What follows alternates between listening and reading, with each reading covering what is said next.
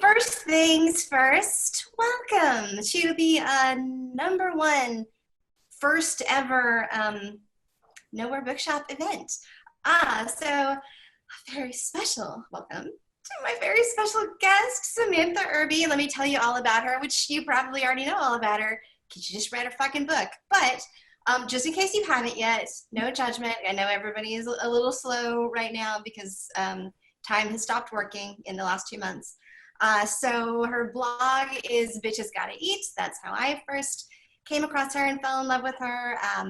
Then she had another book called Meaty, where basically I decided that I would stalk her forever, but silently, and just from the safety of my own house. And then she had We're Never Meeting in Real Life, and she had a New Year, same shit.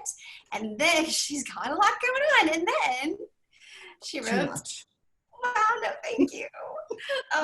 Which is so good. And I was literally so excited about it that like when I got the galley, like every other book that we have picked for the book club, I spend like a week before kind of reading all these books and going like, which one's the best, this was the only one that I was like, I don't know what month this comes out, but this is that month. So good job, and thank you for writing this. Jenny, this is too nice. I don't know how to take compliments like a normal, well-adjusted person. So it's too nice. Thank you for having me. I can't believe it. I can't believe I'm the first. I'm going to set the bar very low for everyone who's coming after me. That's a skill that I have, is just putting the bar right on the floor, so then I help everybody else look better in comparison. I love that. And I am just thinking of this as like, you know, when you start listening to a podcast and it's been going on for like years, and then they say, you can go and listen to some of our first ones, but we didn't know what we were doing. That's kind of what I'm assuming this is going to be. So it's okay if we fuck it up. That's the way I'm going to look at it. Great. Okay, good. Great. That's written into every one of my contracts. It has to be okay if she fucks it up.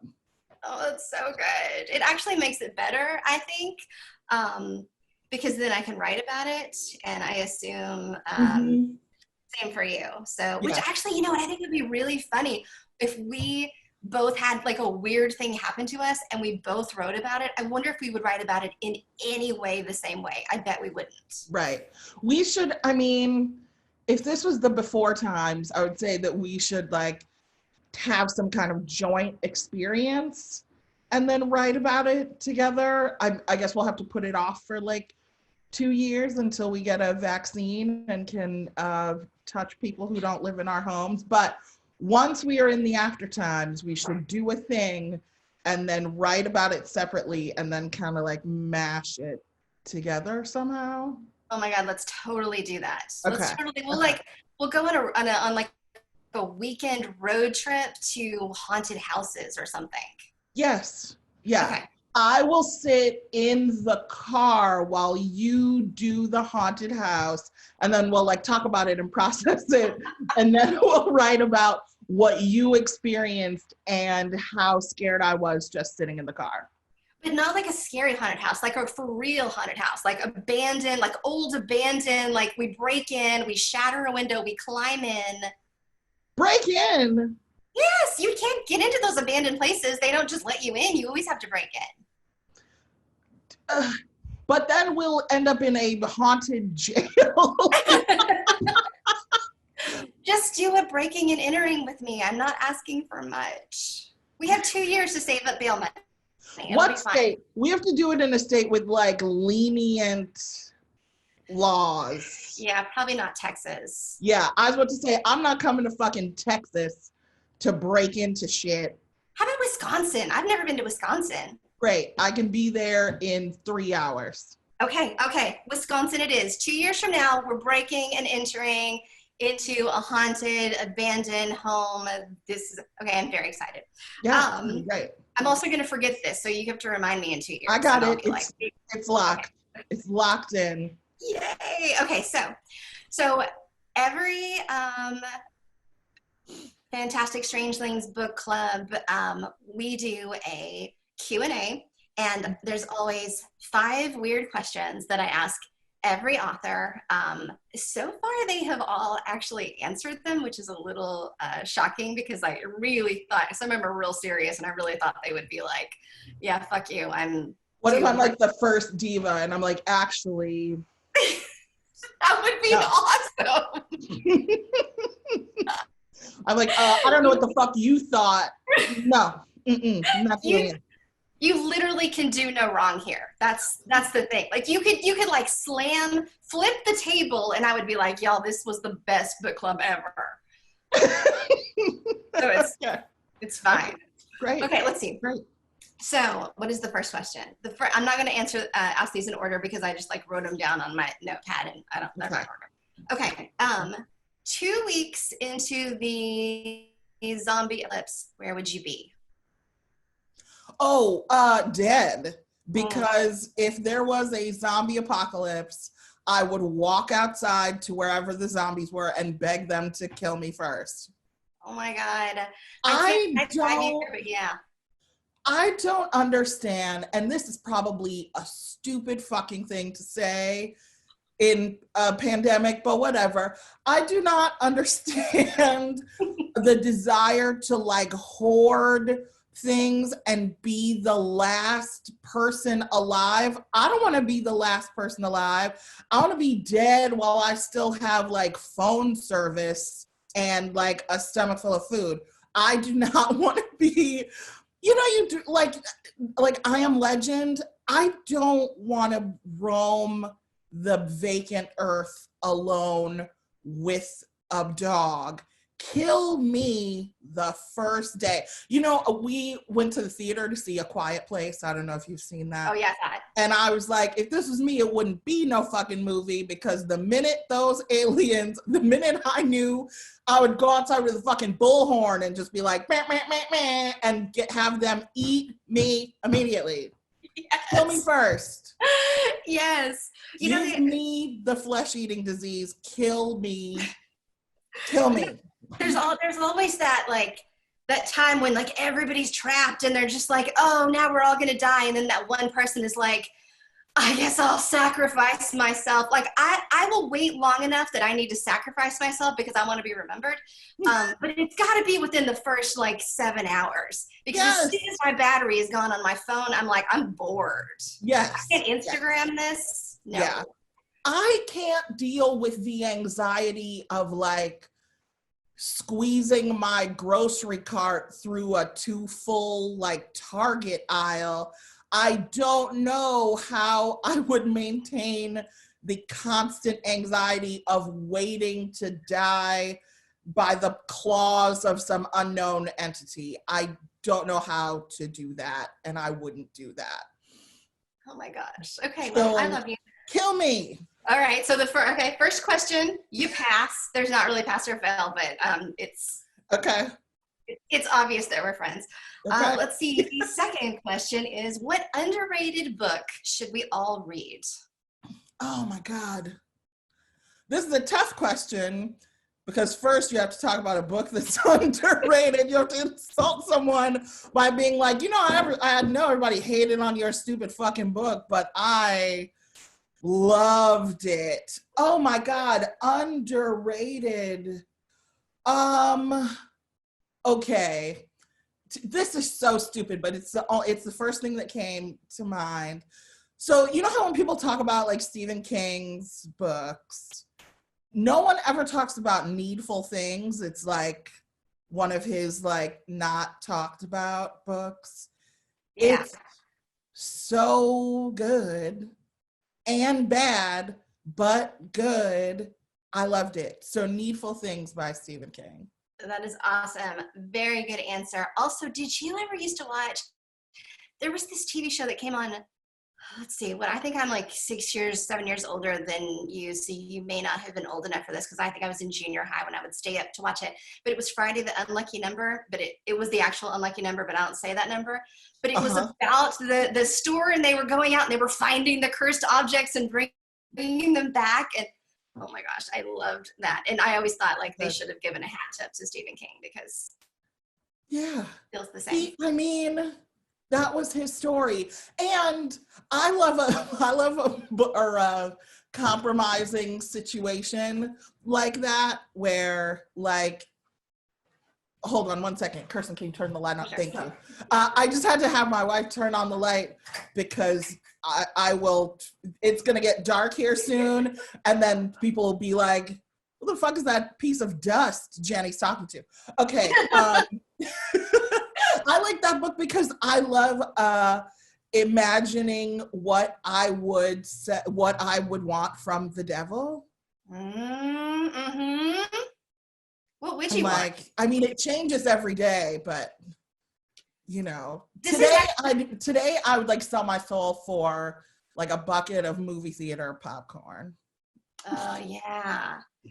I'm writing down that question. That's going to be one of my new questions. What do you want from the devil? Oh my, I am going to start crying. It's so good. It sounds like I'm going out for pizza and I'm like, hey, what do you want from the devil? Anything? Anything? Okay, because I'm going to see him. Bring me back a new face, longer hair, and $10,000. Thanks. I'll tell you what, if you want longer hair, you just buy one of these fake hair things. My daughter is so funny because she keeps saying like, you're not supposed to show this. It's so good. Oh, it's $9. You just put it on. It's so good. That's an incredible invention. I would not have known. I can't believe you're sharing it with us. It is exactly the opposite of what you're supposed to do when you have fake hair. Is right. You're supposed to hide it and like blend it and put powder on. I know it's a whole thing. Yeah. Not me. That's incredible. What is underrated book? Okay, what is your absolute favorite word in the whole world? Oh my God. What is my favorite word in the whole world? I mean, damp. That's a really good word because it's not moist. Yeah, but you get the same icky feeling. Yeah. But like damp, damp's one of those words that you hear it and your hands immediately, you're like, oh, ugh, damp. I like a disconcerting kind of word. Mm-hmm. I mean, I love to cuss. Like, you know, I love to say bitch once a sentence, maybe twice. But like favorite words, like damp. Yeah. Damp is so good. You know, when you read like the old Victorian books, like Alice in Wonderland, or I'm trying to think of another one. I think Edgar Allan Poe talks about it, and they talk about you shouldn't eat too much damp cake because it'll make you sick. And I always wondered, like, what does that mean? What's a damp cake? If I heard that, now please understand that I only graduated high school and I did not pay attention. But if I heard that anytime a cake is like too wet, I think like it's going moldy. Don't things get wet as they mold? I bet that's exactly what it is. Yeah. It's like a euphemism for shit, and neither of us is smart enough to know. Right. There's 8,000 people in the chat going, these fucking idiots. Yeah, they're like, tuning out, morons. Don't you know damn cake means vagina? I mean, it should. That's what mine is going to be called from now until the end of time. It's fantastic. Come in here and get a piece of this damp cake. So good. Your wife runs in. What? What's going on? She comes in with a fork and a knife, and I'm like, no, not those. It's a horror story. What? That would actually actually be a really good Stephen King story, though. I mean, do you know? Call him. Between the two of us, we have to have a way to get a hold of him. I do know his son, so girl, that's like knowing him, the one he writes with. Yes, but I only know him online. Like we're just like online. We know each other. I've never met him. That's the same. I mean, it feels the same. It's the same. Yeah. Nowadays, it's the same. Like when people are like, "Oh, you don't really know that person from online." It's like I've seen every picture they've posted for the last 4 years, and I know their kids' names, and I can figure out their birthday. I know that their dad has a UTI right now. Like I know everything. Yeah. Yes. Victor, I'll be like upset about something, and Victor will be like, "What's going on? What's wrong?" And I'm like, "One of my friends is really sad because this thing happened," and blah blah blah. And he's like, "Is this a real friend or an internet friend?" And I'm like, "It's a real friend who's on the internet." And he's like, "Really? What do they look like?" And I'm like, "I don't know. Their avatar is a dolphin, but I know everything about them. They're probably not a dolphin, but I know everything else." What if like it's like a dolphin, like you know, like that was supposed to be like flippers. Jenny, I'm sad. Oh my God, I love that so much. Did you ever hear about that lady who lived with the dolphin? Like she had a bed. Bitch, no, shut up. Yeah, and she like did hear things. Shit like that. She did things with the dolphin. She did things. Like things.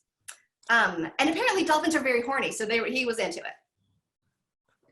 Okay, have you read the book Made for Love by Alyssa Nutting? No. Jenny, that's a you book if there ever was one. Writing it down. Everyone watching, please read Made for Love by Alyssa Nutting. But in addition to like blow up dolls and trailers and mind melding, there is a man who falls in love with a dolphin. And the book is so funny.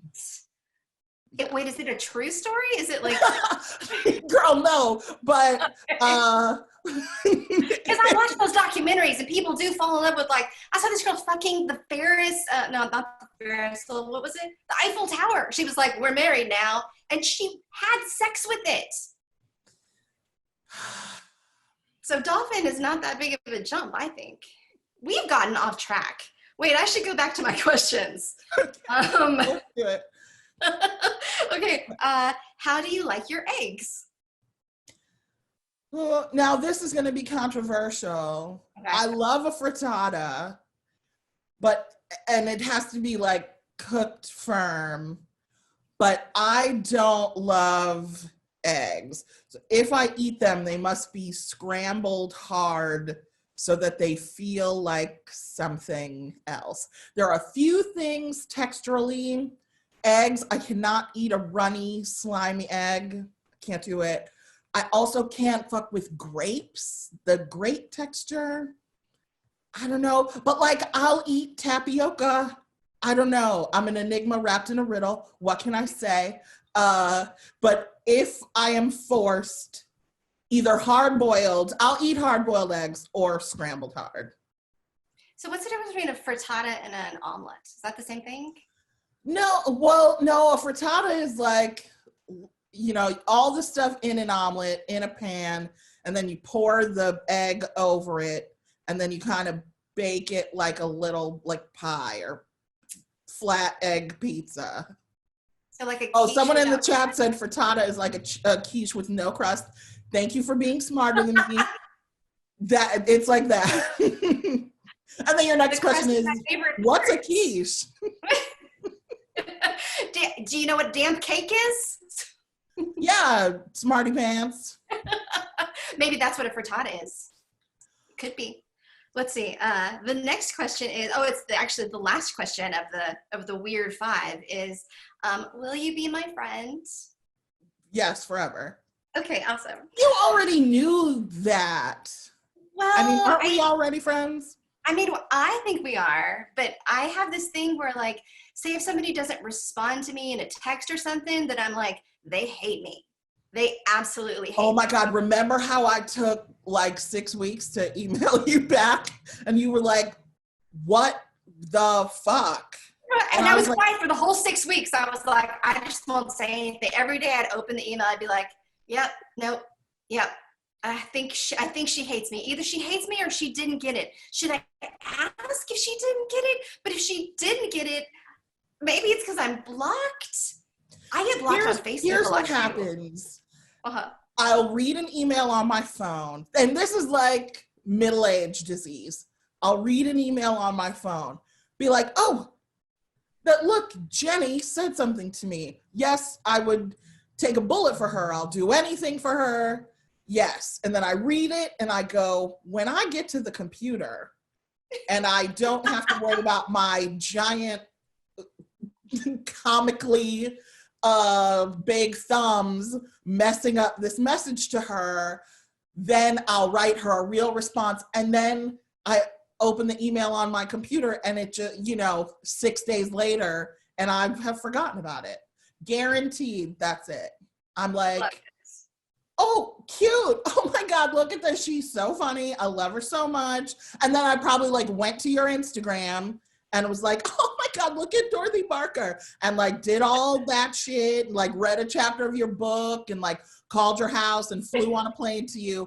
And then by the time I get back and look at the email on my computer, I'm like, oh, I obviously responded, right? And then it's like, no, there's the follow-up email being like, hello? And I'm like, oh shit. And then again, I'm like, go turn on the computer. It's right over there. Go get it. And then, it's 2 more weeks later.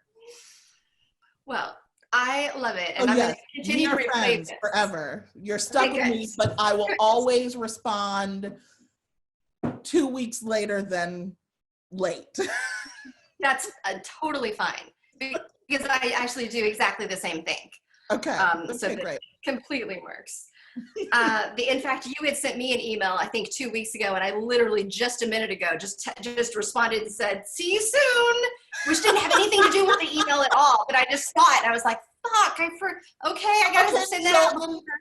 In full transparency mode, I saw that email from you and was like, oh shit, I'm late. Like, I'm late logging in. I was like, what time was I supposed to turn the computer on? Immediate panic. I didn't even think, damn, she took a long time. I was like, oh my God, what did I fuck up? I love it. I did that on purpose, obviously. Yeah, obviously. Good. Keep me on my toes. I do what I can. So I loved this book so much. And I'm a bad book person because I dog ear the pages, and this is why nobody sends me copies. But every time that I would laugh, I would dog ear it, so it's constant. But my favorite chapter was Hello 911. And I was sitting outside laughing out loud, and like neighbors would walk by and just stare at me like, is she coughing? Is she sick? I don't know. Oh, that's real. That was my favorite. So it was so good. So what's your favorite part of this book? I really loved, I mean, not just because you said it, but I really love Hello 911 because, and you, I know, can relate, but finding a way to write about your various mental illnesses in a way that, I try not to do treacly or, and I'm also not going to do research, right? Like, I'm not going to go find the history of anxiety and depression and write a term paper. I'm not doing that. So then I'm like, how can I write about this in a way that's not, that I don't have to Google shit. I'm not Googling a fucking thing. I'm not a fact checker. I'm not Googling anything or without it being too sentimental. And then I was just thinking like, I want to write about the experience of what gives me anxiety. And I'm always trying to like connect with people. And I'm like, oh, I know what people can relate to, these everyday instances where you are seized by, you know, your shoulders go into your ears and you're seized by this, and maybe you don't even know that that's what anxiety is. So then it felt very freeing to like write about those. I think that tied with, are you familiar with my work, which is about trying to make a new friend and humiliating myself. So good. It's so good. Yeah, I think those two are my favorites. Oh Those my are God. my special children. Ugh, I love it. I love it. It's so relatable. Like it's funny, like I mean a lot of this stuff I relate to because I'm like, oh, I've got it, you know, arthritis and depression and like all that stuff. And then you write about other stuff that I'm like, well, it has nothing to do with me, but it's still, you make it so relatable. So really good job. Thank So you. you're supposed to be like on real book tour, but instead you're virtual book tour. And I think I will probably end up being doing that because my guess is next year it's still going to be just as bad. So tell me, like, is it better? Is it worse? Oh Is my it? God. Okay. It's better. Yeah. Because, and you know, first of all, you're in your house, you're seeing my like painting behind me. You don't see what's on the bottom. Oh my God, I have like a stain on my sweatshirt and cat hair, but you can wear what you want without like, okay, let me say this. The last time I went on tour, I was on tour for 2 months, and no one ever talks about how it's just you wearing dirty clothes across the country, which is disgusting, and everyone's like hugging your sweaty clothes. But also, last time I did this show and I was on a stage and I had flip-flops on, and a woman sitting at like toe level kept taking pictures like from that very unflattering angle. And then she tagged me in them. And Oh I no. was like, what is more humiliating?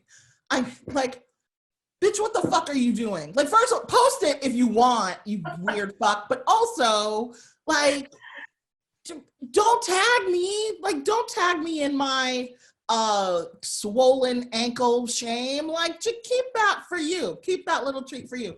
So not being on a real tour, I don't have those things happening, but I will say, I do, like the people who come out to see me are all like so great.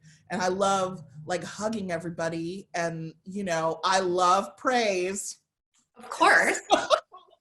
Nothing is better than being in a room full of people who want to hug you and tell you how much they love you. So I do miss that part, but like all the things that make me anxious, traveling, airports, planes, getting to things on time, making sure you wake up, like all that kind of stress induced, what to wear that will actually look good when people post 100 pictures of you on Twitter. That part I'm happy to skip. I'd do one of these a night. Like if I could talk to somebody who I love, like you, every night while other people, you know, put questions in a box. I'm like, yeah, let's do this. This is incredible. All I need is Wi-Fi. Great, let's do it. I love it. Let's have a play every year. Yeah. I think it's fine. That's fine. I can't wait to do this. Okay, I'm gonna do this for you on your tour. I'm gonna ask you 5 weird questions and talk a bunch of shit, and it's gonna be great. Love it. I love it. Okay, so we only have like a minute before Elizabeth's gonna come on, and and they're gonna do like a Q&A kind of thing. But before we do that, here's what I think we should do. I think that we should just look super adorable for like 5 seconds straight, so that if people want to turn their camera around and like take selfies with us. So, because that's what would have been happening is people would have been like, can I have a picture with you? So, so yeah, so I think for 5 seconds, we should just sit and look adorable and people can take pictures next to us. Okay, so I think Elizabeth is going to come on, and I think she has questions for us, maybe, fingers crossed. And Elizabeth is actually at Nowhere Bookshop, which I haven't left my house in 2 months, so I don't know what it looks like, but there it is, and there's Elizabeth. Hi, everyone. Look, we have books on the shelves. Yay! What happened to just be Samantha's books? Thank you. Yeah, it worked out well. For that product placement. I do what I can. Incredible. All right, well, thank you guys for that. We've had lots of questions come in and more are coming in, and I'm trying to keep up. But the first question I have for both of you is, what are your pandemic coping strategies? Oh, you want to go first, Sam? Yep.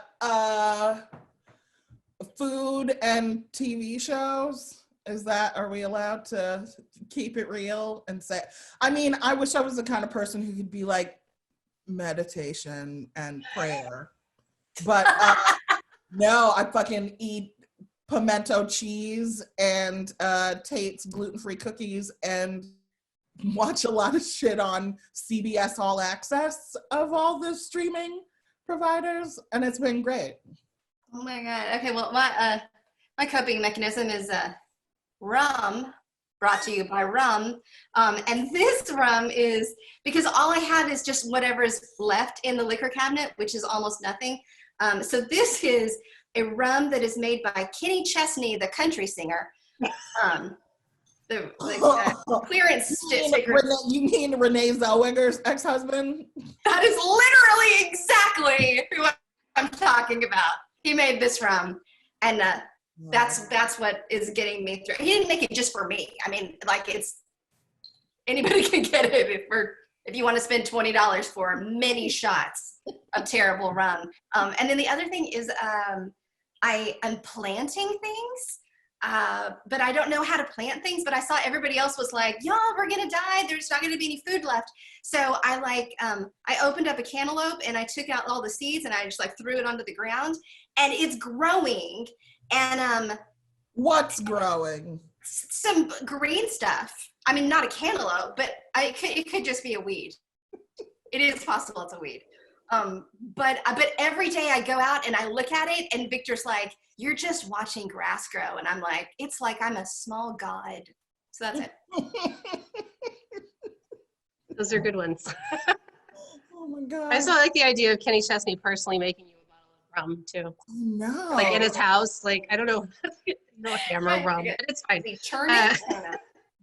Okay, so any bizarre quarantine dreams from either of you?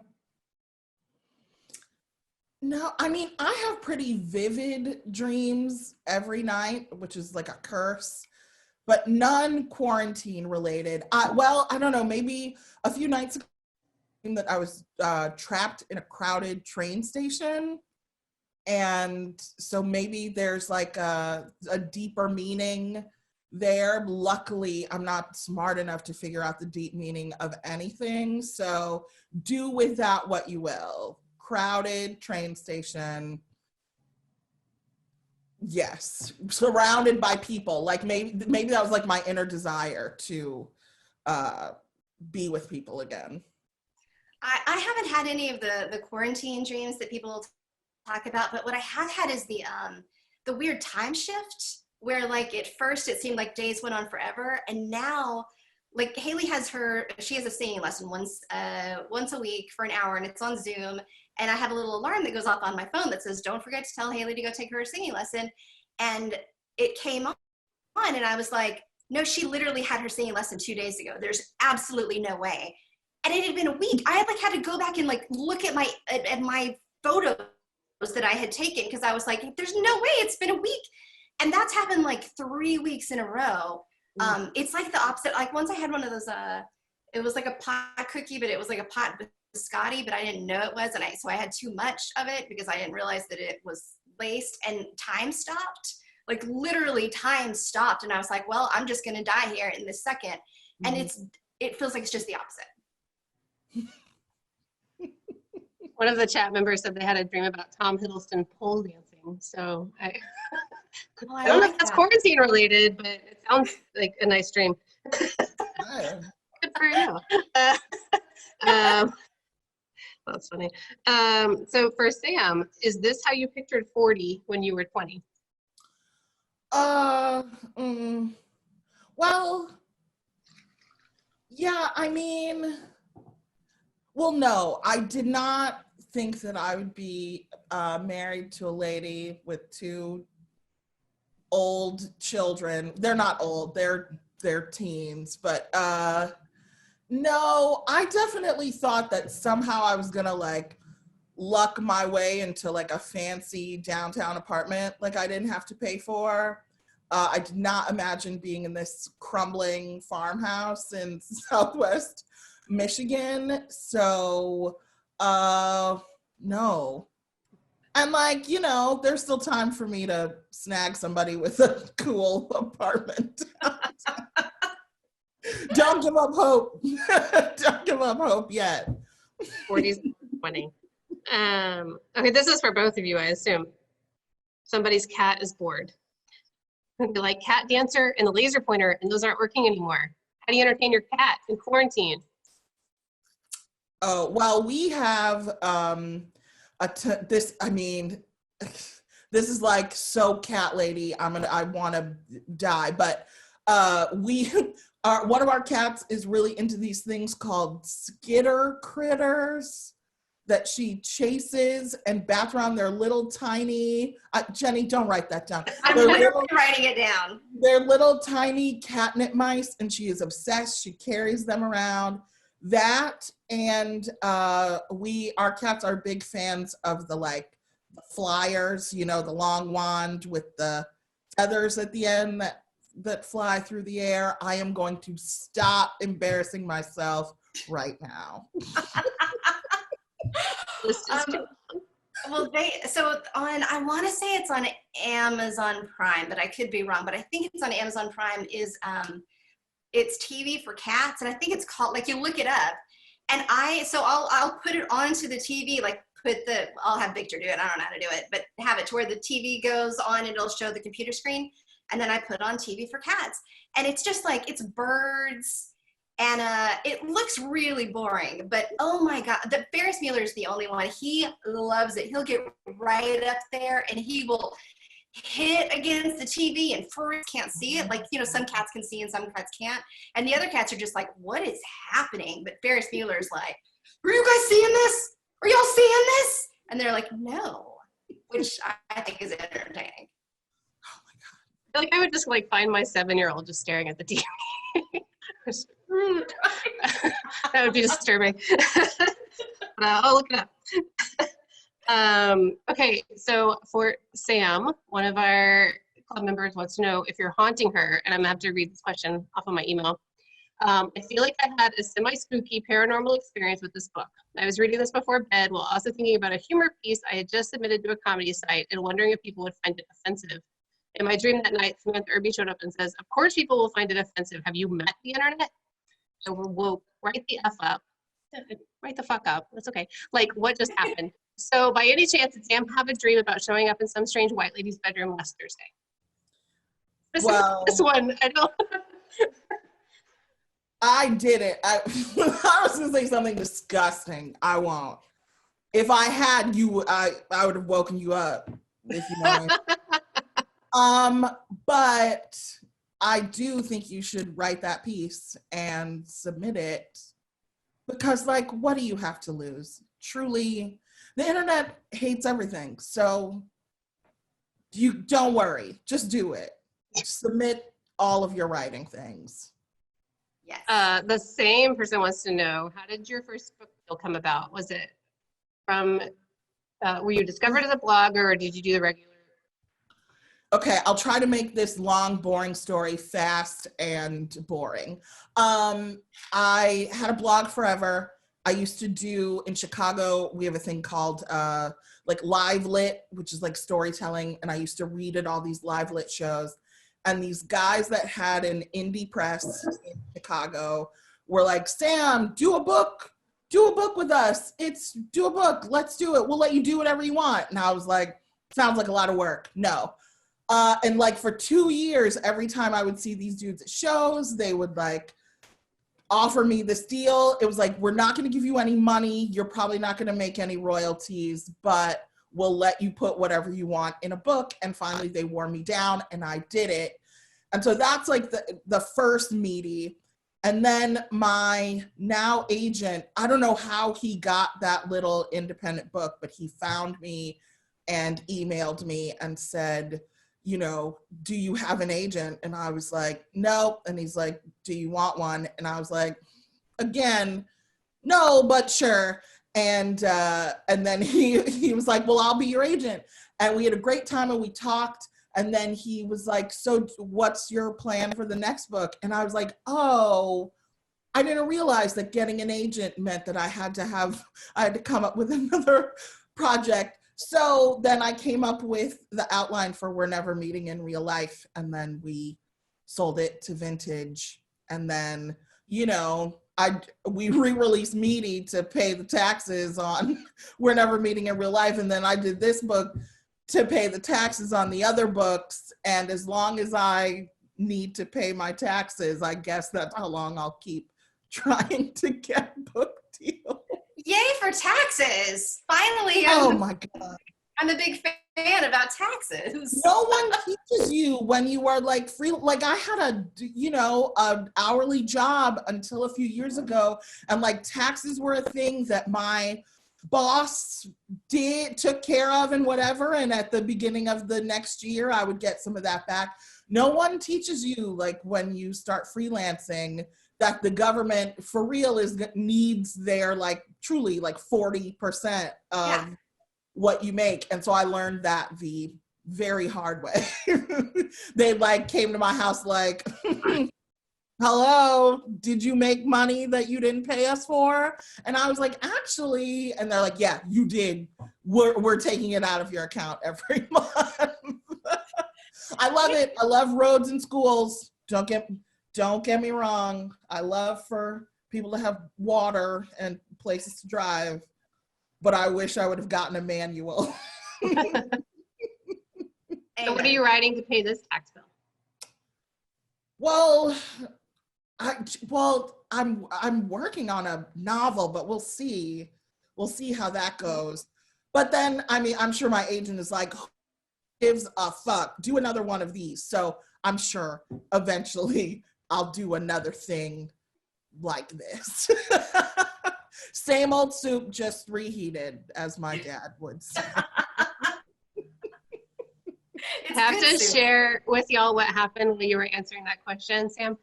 Mom and a daughter were walking down Broadway here in San Antonio, and the little girl like peered into the door and saw that there were books on the shelves in the kids section, and she literally started to scream.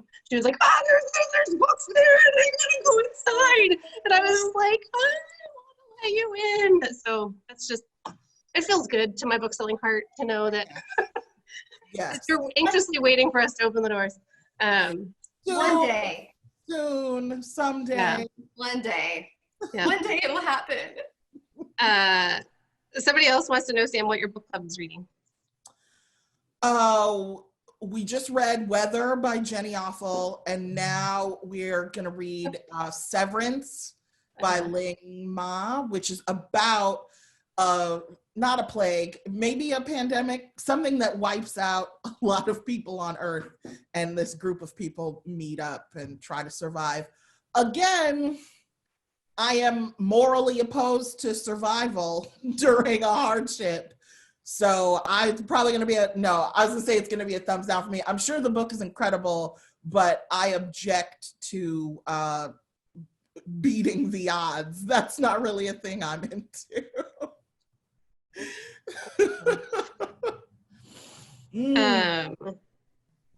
Jenny, somebody wants to know why you won't say that number. I just think it's just an unlucky number, and I always have like anything that I can possibly do to avoid anything that's unlucky. And for a while I was like, oh, I'm not gonna let that change my life. And so I started using it, and then something like really bad happened to me, like forever, like decades ago. And then I was like, okay, well, maybe that's a sign. And so now instead I say 12B. or I just say the unlucky number, and it drives my editor crazy, because even when I'm like numbering lists in my book, I don't use that number like ever. And so she always has to go in and be like, okay, let's renumber every fucking one of these. And so, sorry. So. My birthday is 12B, so. Is it? Guess I'm never gonna get a card from you. Okay, so here's the weird thing about it. Whenever things are going really bad for me, like day before yesterday, I had a really, really bad like mental illness day, and things were really bad. And sometimes I think that when that number happens, that it switches everything. So sometimes I will say it if I'm having a really bad time, or if I say it accidentally or something happens, then I'll say it again, because it feels like it cancels that out. So actually that number is fine as long as things are going well. But if things are not going well, that means somebody stopped on that number and they need to fix everything. And by saying it again. So, hi, I'm crazy. Listen, me too. A different kind, but me too. We're in this together. My 7-year-old won't say it because he can't. Oh, he just goes 12 and he just, he can't do the stuff, so it's fine. Close enough. Okay, so I got a new question. Made me pee my pants laughing through. We almost got a fucking dog. And how can I join every single virtual book tour from here? Because there's nothing better than this, and thank God real people exist and I can laugh again, which I thought was a very sweet comment. oh my God. Well, I mean, if you want to join I've had some good ones. I usually like post them on Twitter. Did they record the Allison Roman one? Because I didn't get a chance to watch that one. I think so. Yes. I will find that out and like get you that. Also, I mean, I do not enjoy being videotaped, but she and I did a talk at the Chicago Humanities Festival, and I interviewed her. And I mean, you want to talk about asking somebody dumb questions. Like, all my questions were like, how do you make so many recipes with cheese? Do you get diarrhea? And I mean, it's clear that people don't ask her stupid ass shit like that. And she was like, oh.